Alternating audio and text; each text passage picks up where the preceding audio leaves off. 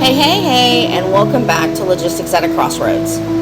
We're going to dive into it in a little bit, but I just wanted to give you a heads up on why the distance and why the length in between episodes. Grief has really been hitting me hard basically since February, and I've been struggling with it in waves. And it's like just hit me over the last 2 weeks. And it's just been hard to just kind of focus and give my all. But I wanted to take a moment and let you know that even if you do struggle, it's okay to pause. You think you're ready, you think you're ready to handle everything that's coming at you, but you aren't. Because the hits keep coming, and it's like some days I look fine, I work, I lead, I show up, I stand up, I handle what needs to be handled. But when I shut the door and I walk in my house, everything just kind of fades away, and you're left with this sadness. And grief doesn't follow a calendar. It doesn't take turns. It piles up. And people are going to ask, well, why is it so hard? Why does grief do this? I don't have an answer for that. Grief started showing up for me in waves on February 8th after Kelly passed away. In March, I lost a friend of mine from high school. In April, another friend was diagnosed with breast cancer. In May, I had emergency surgery. On May 25th, another coworker passed away.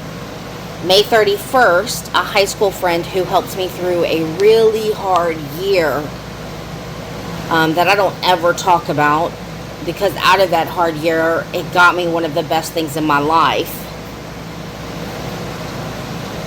But he was there for me in ways that most people would never understand.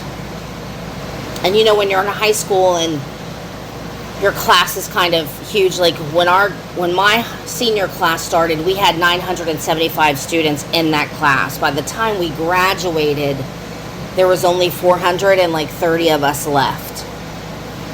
So the closeness that we had was real. I'm still friends with 300 of the people that I graduated with. So that tells you how, even though you move away from it 31 years later, you're still in your life. And then you had June 17th come up, which was the remembrance here in my city of the Mother Emanuel 9, the 9 precious souls that were murdered. One of those being an amazing coach for one of our local high schools here that my chosen nieces and nephews got to run for. And then, of course, on June 18th, you had the memory of the Charleston 9, who passed away in the Sofa Superstore fire. So it's been really rough to try to get all this out. And I'm just saying that to remind you that it's okay if you need to take a moment to pause, to just breathe. It's okay to step back from even your passions for just a few minutes or a few days. It is okay. And just know that carrying that weight is more than enough. Because yes, some days you look fine, you work, you lead, you show up like I said earlier, but behind the scenes, it kind of takes you everything out of you. So just remember, you're not alone. I just wanted to say thank you for checking in on me. Several have reached out to me and said, hey, I haven't seen any posts. I haven't seen even on the blog or anything like that. I wanted to let you know I'm good. It's just been, the ocean of grief has been hitting. So let's get into it. Episode 28. Today we're going to talk about rail, resilience, and rising voices. And you know, it's me. It's your girl, Gia. And we're going to dive into those 3 powerful forces reshaping our industry. Faster rail, more resilient shipping, and rising voices of women who lead the way. Often through tools that didn't even exist when many of us got our start.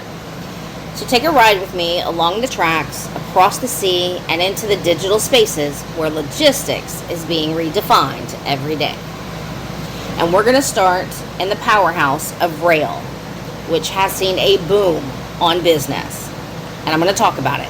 And I've talked about it before, and I'll talk about it more. So, over the last 5 years, rail has truly transformed from legacy freight into a tech-driven powerhouse. So far, in just 2025, North American rail traffic reached 7.27 million carloads and intermodal units. That's up from 2.3% year over year. October of 2024 alone, volume rose 3.5% year over year. And now let's talk about globally. The freight rail logistics market hit US $416 billion in 2024.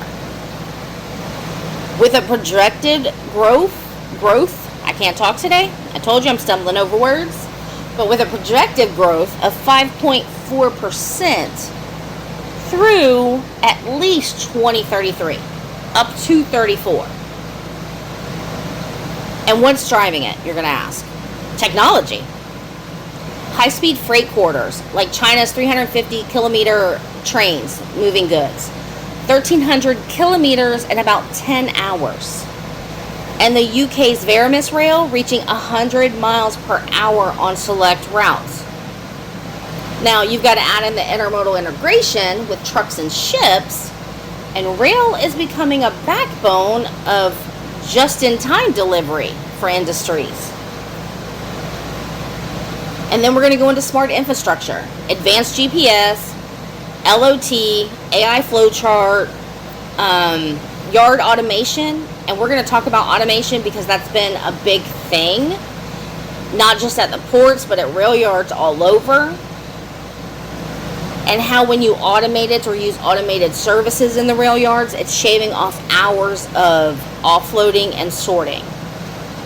With that comes dedicated freight corridors are giving cargo its own lanes and eliminating delays caused by passenger traffic. And then, of course, there's the green edge. Per ton mile, emissions remain significantly lower than trucks. And with large volume capacity, it's cost effective. And in this economy, that balance matters. Now, there are challenges like aging infrastructure and political delays, but with AI optimized traffic and intermodal integration, rail isn't just catching up, it's pulling ahead. And as someone who started in logistics before her 18th birthday, I personally never imagined I'd see the rail make a comeback like this. But here we are. And I can't help but wonder where it'll take us in the next 5 years. And from rail, we're going to slide right on over to shipping. Because if rail is finding a new rhythm, shipping is learning to sail through the storm. And maritime shipping still transports 80% of global goods. The shipping industry, still responsible for more than 80% of the trade, is facing headwinds, pandemic aftershocks, port congestion, climate pressures, and rising regulatory scrutiny. The maritime industry has had to rethink how and why we move the goods we do. And COVID exposed cracks in the global logistics chains. From container shortages to erratic freight rates, we saw just how fragile business as usual can be. Now, we are building smarter, more regional sourcing, stronger contingency plans, and better forecasting tools thanks to AI. But sustainability is no longer optional. The IMO's goals to slash emissions by 50% by 2049 to 2051 have pushed shipping into new waters, and I mean literally. LNG, methanol, hydrogen, all of it's on the table. Ships are being redesigned. A lot of ports globally and US based are modernizing. But that change does come at a slight cost. And the smaller players often feel that cost the hardest. Digital tools, AI route optimization, and blockchain across supply chains are now mainstream, and large carriers lead with that, while smaller firms are striving to catch up. That era of resilience is here. With more regional sourcing, stronger contingency plans, and a sharper forecasting, agility isn't just preferred, it's essential. And the lesson? Agility matters, innovation matters, and in uncertain waters, the ability to steer, shift, and stay afloat is everything. And when we talk about rail and we talk about maritime, we've got to talk about the most personal part for me. Women have been quietly driving logistics forward for decades. But now, people are truly noticing and the narrative is changing. Women currently hold about 29% of board seats and 25% of C-suite roles in logistics and supply chain. Now, where that lack is only 9.5% of drivers are women. But their visibility and advocacy are growing. And we're going to start with high-profile trailblazers. Sue Lawless, recently appointed as acting deputy administrator of the FMCSA. She's working hard to bring a renewed focus to safety, workforce equity, and enforcement accountability. She has a great and deep background in compliance and policy development. She's helping shape regulations that affect every mile traveled in our logistics network, especially for our drivers and carriers adapting to a changing freight economy. Cheryl Sunshine and Joy Young at Ryder, along with Olivia Raymond and Jamie Sheffield at XPO, they were recently honored among the top women to watch in transportation. And then Carol Tomei, CEO of UPS since 2020. She's led the company through remarkable growth and modernization. And Barbara Melvin, President and CEO of the South Carolina Ports Authority. She made history as the first woman to lead a top 10 U.S. container port. Under her leadership, South Carolina Ports has pushed forward on infrastructure, expansion, intermodal integration, and sustainability. Melvin's rise from operations to the executive suite is a powerful signal that women can shape the future of global trade from entry level and every level. And here's the gist. We're not waiting to be invited to the table. We're building our own. Finding new platforms to lead.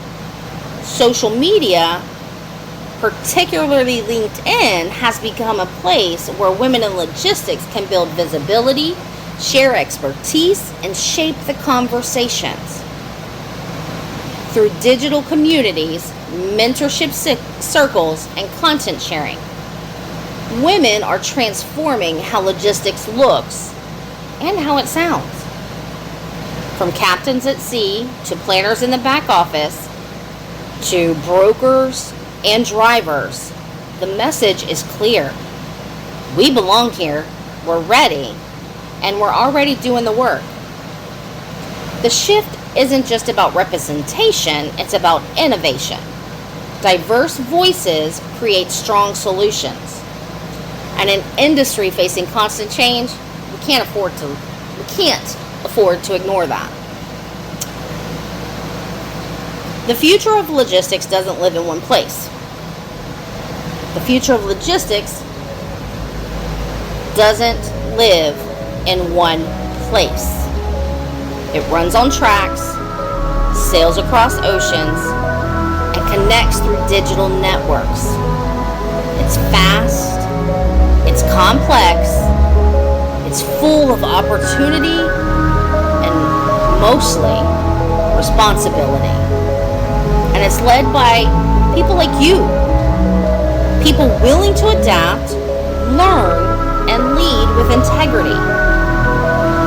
And as we head off into the second half of 2025, I hope we keep investing in technology without losing that human element.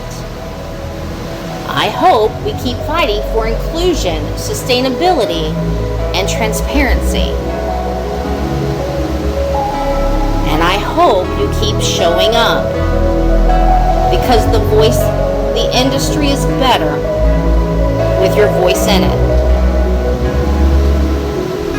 And remember, I'll be here every step of the way, navigating the crossroads right alongside you. Thanks for joining in today. I'll catch you on the flip side.